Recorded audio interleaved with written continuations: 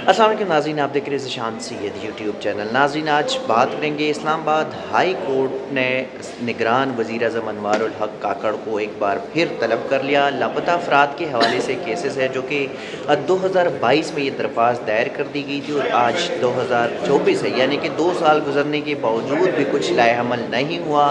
اسلام آباد high court کے justice Mohsin Akhtar Kayani نے اس کیس میں بڑے ریمارکس کیا تھے۔ آج کا آرڈر کیا ہے، ان سب کے حوالے سے جانیں گے۔ ہمارے پاس موجود ہے ہماری دوست ایمان مزاری، جو لاپتہ افراد کی وکالت بھی کری۔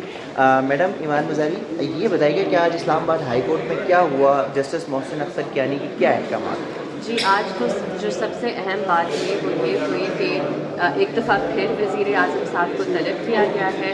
دوسری جو بہت اہم بات ہوئی کہ ایک 3 رکنی کمیٹی تشکیل دی گئی ہے کورٹ کی طرف سے، اور یہ آبزرویشن آئی ہے کہ جن لوگوں پر، جن اداروں پر اختر مینگل کمیشن نے یہ رپورٹ اور فائنڈنگ دی ہوئی ہے کہ وہ جبری گمشدگیوں میں ملوث ہیں، ان کے جو رکن ہیں وہ بیٹھ کر اس معاملے کو حل کریں۔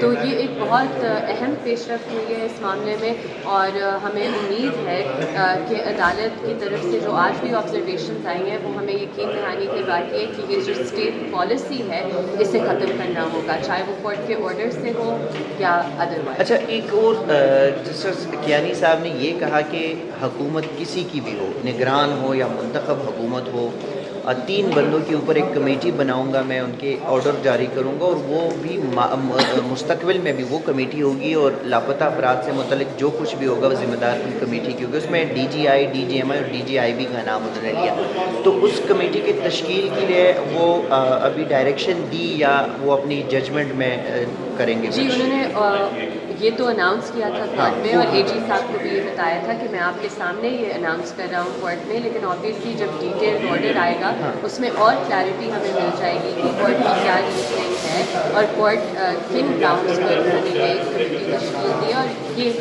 انہوں نے آج یہ بات کی ریزننگ کورٹ میں بھی دی۔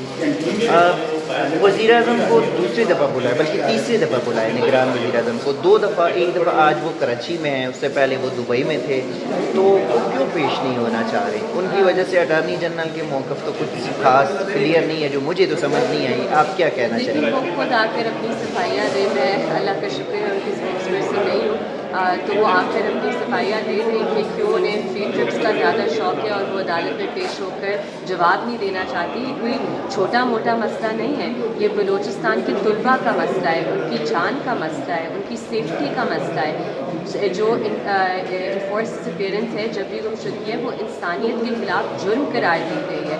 تو کیوں ہمارے وزیر اعظم، چاہے کوئی بھی ہو، الیکٹڈ ہو، کیئر ٹیکر ہو، کوئی بھی وزیر اعظم ہو، چیف ایگزیکٹو پر the buck stops and he is answerable to the court۔ اچھا، ابھی تک یہ 2022 کے آپ کی درخواست ہے، اس پر اسلام آباد ہائی کورٹ کی اس وقت کی چیف جسٹس اطہر من اللہ نے پروسیڈنگ شروع کی تھی، اس پر کمیشن بھی بنا تھا، کچھ ایک کمیشن بن کے انہوں نے پھر معذرت بھی کی تھی صادق سنجرانی کی اس میں، تو وہ تو چلو ظاہر ہے کہ صادق سنجرانی صاحب جو ہے وہ کن کا بندہ ہے، لیکن ٹوٹل کتنے یہاں پہ جو اسٹوڈنٹس ہے یا جو بلوچ ہے جو لاپتہ تھے، وہ ٹوٹل کتنے تھے، اب تک واپسی کتنی ہوئی؟ اور ابھی آج ایک اور چیز آپ نے بتائی عدالت کو کہ سپریم کورٹ میں اٹارنی جنرل نے ایک بیانی حلفی جمع کیا، اس کے بعد فیبروری کے مہینے میں بھی بلوچستان سے لوگ لاپتہ ہوئے ہیں، تو وہ کتنے ہیں؟ اچھا، تو میں آپ کو یہ سسٹمیٹکلی بتاتی ہوں۔ سب سے پہلی بات کہ جو اصل جبری گمشدگیوں کے فگرز ہیں وہ ہزاروں کی تعداد میں، اور جو میجورٹی کیسز ہوتے ہیں وہ رپورٹ نہیں ہوتے ہیں۔ نمبر 2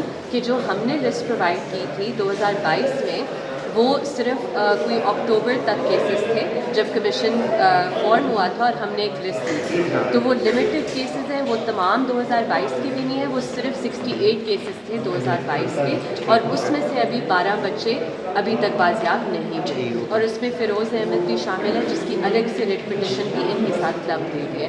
تیسری بات کہ اٹارنی جنرل صاحب نے 10 جنوری کو اس آئینی عدالت میں اور اس سے پہلے آنریبل سپریم کورٹ میں ایک انڈر ٹیکنگ دی تھی کہ آج سے کسی بھی شخص کو جبراً لاپتہ نہیں کیا جائے گا، اور میں آپ کو بتا سکتی ہوں وثوق سے کہ ایٹ لیسٹ 12 سے 15 لوگوں کو بلوچستان سے یہ انڈر ٹیکنگ دینے کے بعد جبراً لاپتہ کیا گیا ہے۔ یہ میں صرف بلوچستان کی بات کر رہی ہوں، میں وہ بات نہیں کری کہ اسلام آباد سے کتنے لوگوں کو اٹھایا گیا ہے۔ اسلام آباد میں آج کیانی صاحب نے بھی ایک مینشن کیا کہ F6 سے کسی بندے کو اٹھایا گیا، اور اس پہ میں نے آئی جی اور اس کو بھی اور کیا پچھلی ہوا ہے. سماعت پہ آئی بلیو جب ہمارا بھی کیس لگا ہوا تھا وہ میٹر بھی لگا ہوا تھا، اور آج شیر افضل مروت صاحب بھی پیش ہوئے، انہوں نے اپنا واقعہ بھی بیان کیا ہے. تو یہ ایک پریکٹس نہیں ہے جو ایک جگہ تک محدود ہے، یہ وائڈ اسپریڈ ہے. اور میں نے یہی بات کورٹ کو بتائی کہ جی آپ 2 لوگوں کو رہا کرتے ہیں تو 10 اور اٹھا لیتے ہیں. مسئلہ کلچر آف امپیونٹی کا ہے کہ کسی کا آج تک احتساب نہیں ہوا. اچھا، یہ سلسلہ چلتا رہا. سپریم کورٹ میں وفاقی حکومت نے اسی اٹارنی جنرل نے ایک رپورٹ جمع کرا کہ اس میں جبری گمشدگیوں کے حوالے سے کے پی کے کا پہلا پوزیشن تھا، دوسرا بلوچستان کا تھا. ڈیٹینشن سینٹرز بھی ہیں یہاں پہ مختلف شہروں میں بھی، جگہوں پہ بھی، صوبوں میں بھی. لیکن اس کا طریقہ کار کیا ہونا چاہیے؟ ریاست اگر خود اس چیز میں ملوث ہے تو ریاست یا ریاستی ادارے کیا آئین کی پامالی نہیں کر رہی یا خلاف ورزی نہیں کر رہی ہے؟ بالکل، اور یہی بات عدالت کی طرف سے بارہا ریمارکس میں آئی ہے کہ کیا ریاست یا اس کے اہلکار یہ سزا چاہتے ہیں کہ وہ نااہل ہے، وہ انکمپیٹنٹ ہے، وہ اپنی جو ڈیوٹیز ہیں وہ ڈسچارج نہیں کر پا رہے، یا وہ یہ سزا چاہتے ہیں کہ وہ خود اغوا کار ہے. ان 2 کے بجائے اور کوئی تیسری آپشن نہیں ہے، because in either case state کی ذمہ داری ہے. آپ کہتے ہیں اگر کہ کوئی اپنی مرضی سے گیا ہے، کہاں گیا ہے آپ بتا دیں. اگر آپ اتنے وثوق سے یہ بات کر رہے ہیں تو یہ جو ایک اسٹیٹ پالیسی ہے اسے ختم ہونا ہوگا. اور یہ جو امپیونٹی ہے، اور اگر آپ دیکھیں پوری دنیا میں جبری گمشدگیاں صرف پاکستان تک محدود نہیں ہیں، گلوبلی جہاں جہاں یہ ہوا ہے، ارجنٹینا کا ایگزامپل دیکھ لیں، ادھر بہت سے ڈفرینٹ ٹرائل اور ایرر سے چیزیں ہوئی تھی. فار ایگزامپل ان نے پہلے ایمنسٹی لاز وہ لے آئے تھے کہ پارڈن کیا جائے، ان کے کانسٹیٹیوشنل کورٹس نے وہ اسٹرائک ڈاؤن کیا کہ جی اس طرح نہیں ہو سکتا، ان لوگوں کو امپیونٹی حاصل نہیں ہو سکتی.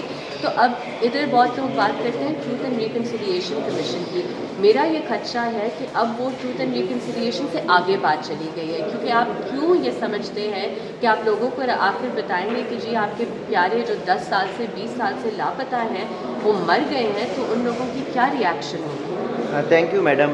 جی ناظرین، اب 28 فیبروری کو اسلام آباد ہائی کورٹ نے نگران وزیر اعظم انوار الحق کاکڑ، وزیر دفاع اور وزیر داخلہ کو دوبارہ طلب کر لیا ہے. اور اسلام آباد ہائی کورٹ کا آج بڑا واضح موقف رہا کہ اب ریاست جو کہ ان چیزوں میں ملوث ہے، براہ راست اداروں پر الزامات ہیں، تو اس لیے D G M I, D G S I اور ڈی جی آئی بھی جو ہے اس پر کمیٹی تشکیل دی جائے گی اور وہ ان معاملے کو دیکھیں گے. ناظرین، اب تک کے لیے اتنا ہی. اسی قسم کی چیزیں آپ کے ساتھ شیئر کرتے رہیں گے. تب تک کے لیے دیجیے گا اجازت. اللہ حافظ.